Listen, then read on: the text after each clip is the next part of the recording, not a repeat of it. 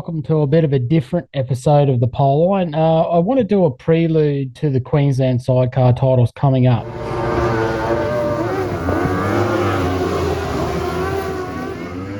Now, the rider list was just released today. Pretty strong field, and there has been... we'll just sort of get an idea of what my personal opinion's going to be for who could be there towards the end.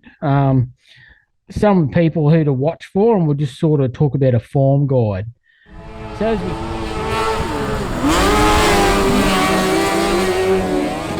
we'll start at the top. So we've got Andrew Spud Buchanan and Elliot Buchanan. Now, Andrew has come back very strong with a very cool Honda setup. No surprise, it's a Mitch Honda. That's his preference. But I've seen Spud a little bit lately, getting around meetings. He was at the Gary Moon Memorial with Drew on the back, his son. He was down in Brisbane a couple of times this year already. Sort of struggled a little bit with the track last time he raced Brisbane. He's come second in Australian title, so one to watch for sure. This will be Brodie Cohen and Josh Murray, or Muzzer. Now, Brodie's the current Queensland champion, and it's not his first time winning the Queensland title. Someone that has done a lot of travelling in the last, I think, 18 seasons, I think Brode said he's done, but has been trialling a lot of different things. Last meeting down in Brisbane for the teams tournament, he wasn't very happy with how the chair wheel was set up and the axle there. So it will be interesting to see if he's back on the pink bike, because the white bike was the one that he contested the Australian titles on, did very, very well, but couldn't quite get there in the end. If he's comfortable, you'll definitely see Brodie in the final. There's no doubt in my mind.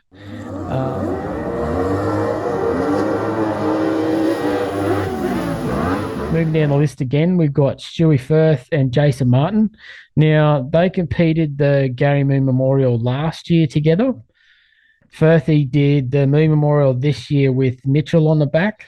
And I know Jason has been keen to get back on, and they're very fast. Now, he's definitely up there. Like, his Australian title effort this year down in Gillman was amazing.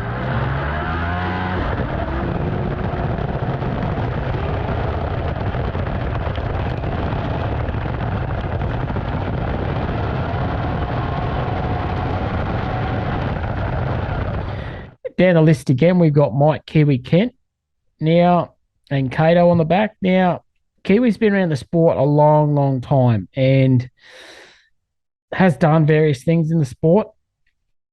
I see he's starting to get the hang of this R1 bike that he's got. Now, the thing that I do find with this bike is it is a bike that takes a long time to wind up. Now, Kiwi was saying that they were having trouble getting it in a sweet spot, and now with a different rear cog, they've actually found it to be really, really good. So who knows? Kiwi and Cato have been going great. I mean, anything's possible in Speedway, but I'm unsure given the multitude of the field. But like I said, anything can happen, and he's not slow by any means, but some of the other competitors in the field are just next level again. As we move down, we've got Cruz McVie and Andrew Locke. Now, I'm not very familiar with Andrew Locke, but with Cruz McVie, coming back into the sport only a few years ago for me personally, I got to see Cruz do a lot of racing and was someone that did, I don't know if the bike was driving too much, but seemed to always front wheel push like crazy in corners, but amazingly fast, and no doubt he's very, very fast around Brisbane. Has spent some time in Pinjar over in WA, doing really well over there too. So new bike, it should be good. I'm really interested to see how Cruz goes, and definitely a Brisbane favourite in the crowd.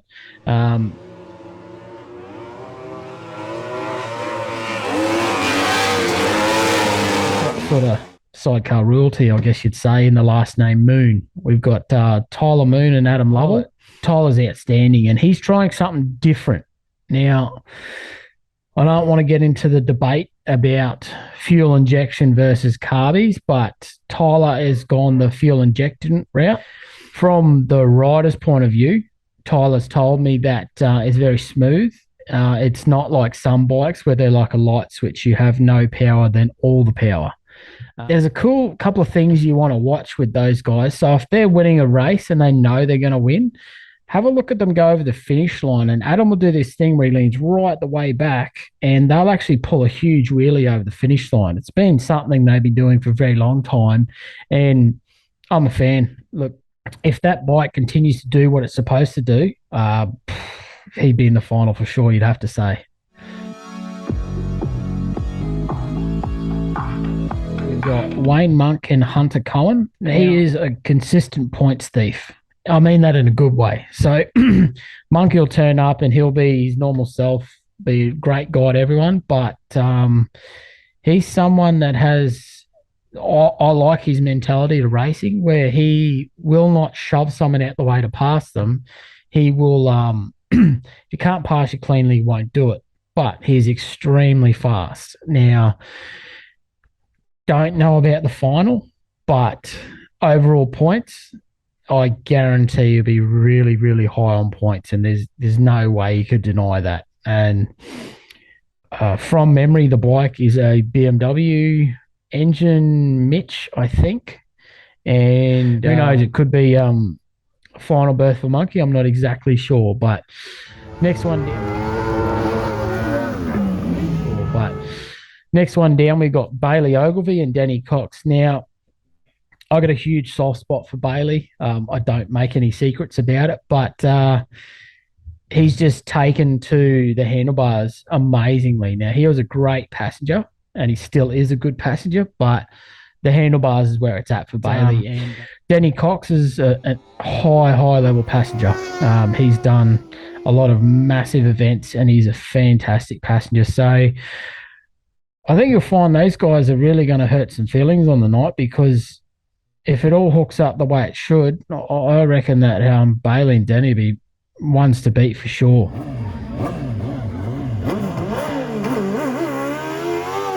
For sure. Now, we've got Rob Patterson and Shane Crowhurst. Now, Rob Patterson, or Bats, has had an amazing career. He's been a great passenger and a fantastic rider, but Shane Crowhurst, I think he did his first Queensland titles on the back with Dave Bottrell, I think 2 years back, and did really well. So has been riding and developing Luke Mytham's Suzuki fuel-injected bike, and it's wild. Like that bike had potential when I filmed it about a year ago at Rockhampton at the two-nighter meeting, but since Bats has sort of taken it on board, it's been next level again. So they suffered from a few mechanical issues at the Gary Moon Memorial this year. I think it was from memory, it was a dud coil, but that's something that could happen to anyone, and they just weren't there for it. You know, it wasn't going good at all, but Bats can do it. He come down for a teams meeting last year, I believe, and just smoked everyone. So, you know, Bats is really, really fast and a good rider, a fair rider. So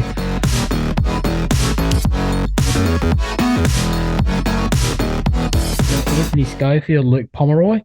Now, Anthony's a budget racer, and the bike he will be running from memory is the old Chris Hughes Suzuki bike, and the engine was built by Phil Rowan.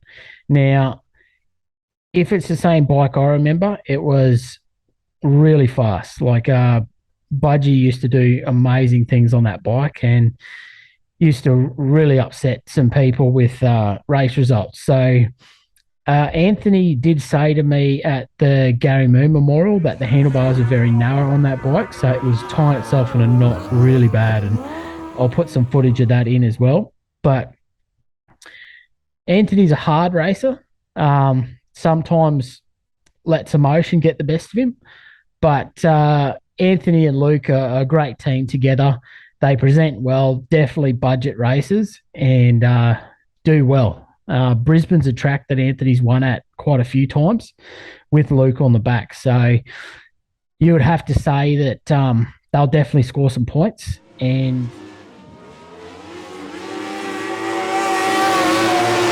we've got Gary Schofield and Tyler Sharp. Now, this has been a pairing for a couple of years now.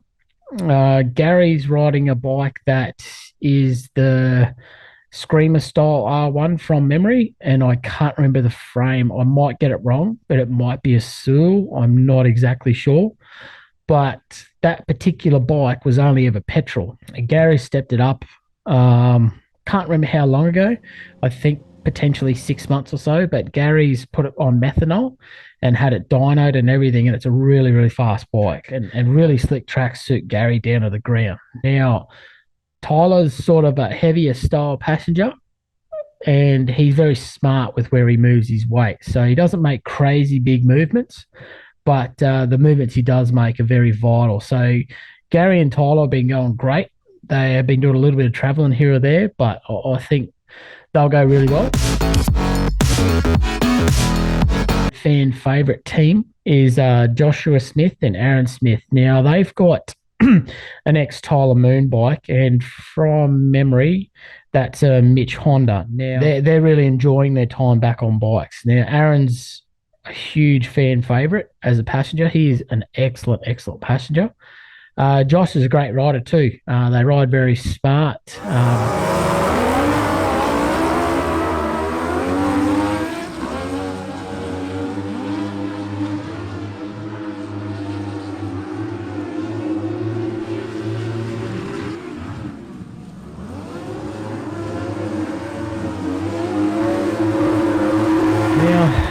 We've got Darren Treloar and Blake Cox. Now, possibly there's controversy that Darren's racing the Queensland titles, and if you ask me, I don't care. I think it's great.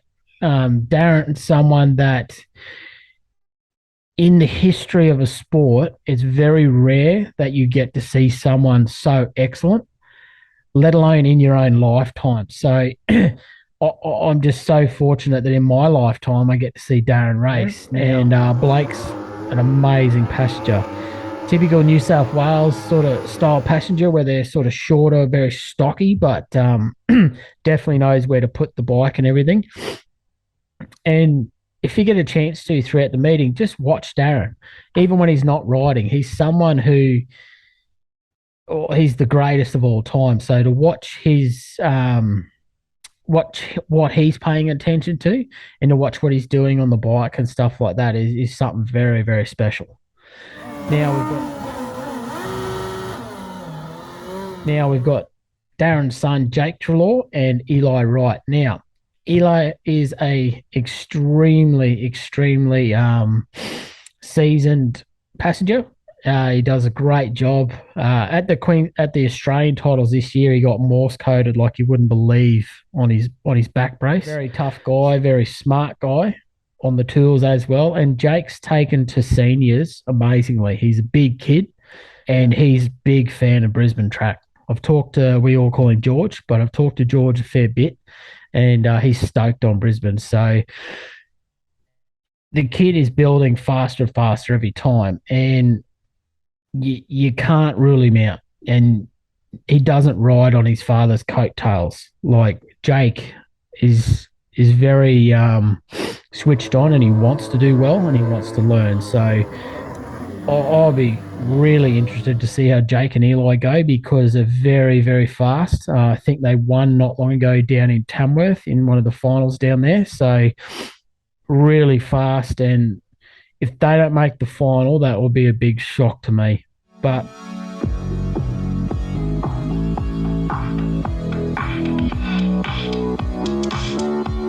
boys, we got Corey Turner and DJ Turner.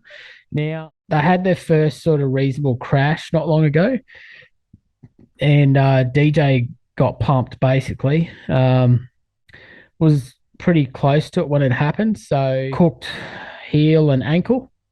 Pretty swollen still, but whether anyone that wants something bad enough, they'll get it. So DJ is definitely keen to be on, and if he can, he will. Corey and DJ have really taken to dirt very well. And the father, Neil, was very handy on dirt as well. But these guys are riding bikes all the time, all different kinds. And with those bikes comes laps and throttle control. So Corey's someone who I believe is a future mega talent. And these guys haven't even like scraped the surface of racing when it comes to the big picture, but so far, pretty hard to beat and huge fan favorites as well. But they're riding LCR frame, BMW power plant, like very fast bit of kit.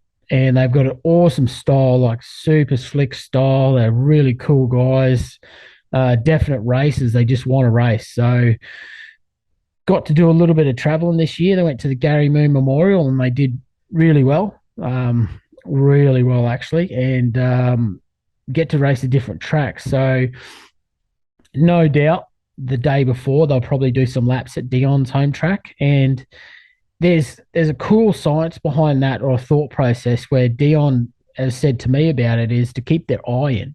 And how many people get to race a track within the week of going to the next track? It just doesn't happen. So I believe there's an advantage there, but also having Neil Turner and Dion in the pits, how could you not say that those two minds together aren't a huge leg up for anyone, especially when you're trying to chase setups and tracks and that, because they've all been there and done it.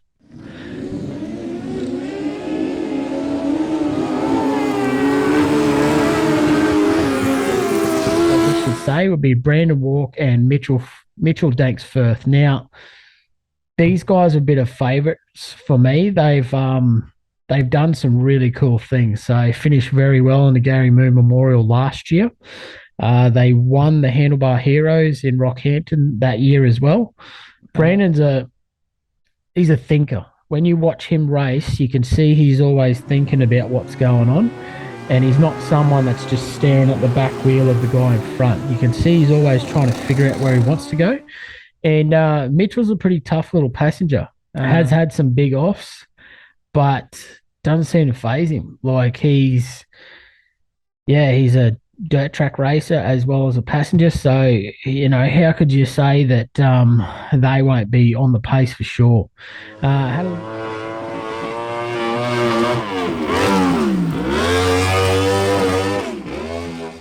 The reserve, we've got Paul Hemsworth and Adam Botham.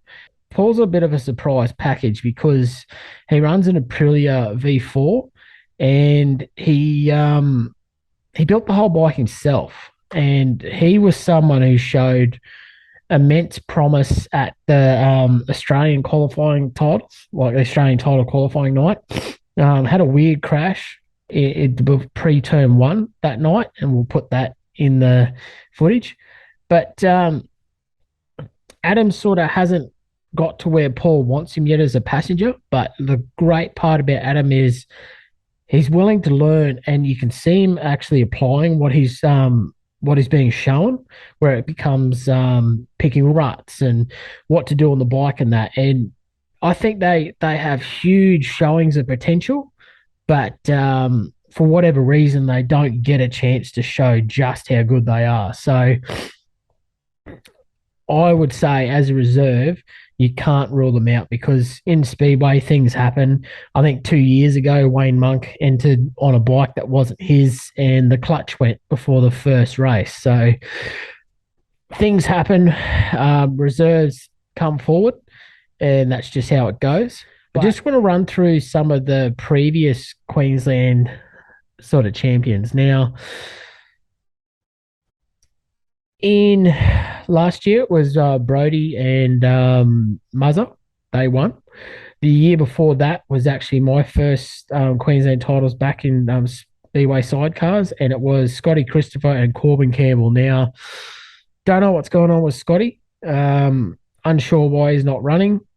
It's a bit of a shame for the sport because he is so good to watch. And with Darren Treloar, as you go back through the records, 2015, 2016 Queensland champion with Blake on the back. So he's done it before. And fun fact, Darren's actually won a Queensland title with Brodie Cohen on the back. So he's someone that can adapt very well. But going back a little bit further, just for I don't know, a bit of a reference anyway, but I think 89-90 was Steve Horton and Hamish Golding's father. Now, that's a pretty cool thing because Hamish Golding won that 2018-2019 with Liam Cox on the back. And it's just cool to run through some of the people that have done, cool things. There's going to be a lot of people with eyes on the track. And it's going to be really cool to see the classics as support as well. So I don't have the classic list in front of me, but the classics are always cool because they're just keen to race. So it's cool to watch these guys fight these classic bikes and make them work because technology's come so far these days that I don't know, it might be enjoyable to race the classic thing, but I would assume that would be more enjoyable to race something that is a purpose-built race bike to the current sort of technology. But I love watching classics, really cool racing, and people like Wayne Ware and that just great people and have been around for such a long time. It's just really special to watch them race. One of the huge things for me, this Queensland titles, is Crackers. Crackers is coming back to the microphone. I'm super stoked for it. He's probably one of the best, in my opinion, speedway commentators with bikes and sidecars. He's someone who doesn't hold back on the emotion, has excellent one-liners. He's got so many one-liners that they're just killer. But yeah, I'm stoked to see that he'll be rocking a brand new leg. So for those who don't know, Cracker's lost his leg last year due to a spider bite and has been struggling with it. I don't think he'll be upset for me saying this, but I wish I could have seen him more out and about. I saw him last meeting, and it's just sort of a bummer to see someone, such a lovely guy, you could tell is so disappointed in himself, I guess you'd say, because there was a meeting where Cracker's come back. He's, still in a wheelchair. He wasn't quite, he probably come back too early and eventually collapsed and had to get taken to hospital. And he was so embarrassed and ashamed of that, but he didn't need to be because we all want him back all the time. So, things happen and we all still love him. So I'm so stoked that Cracker's going to be there.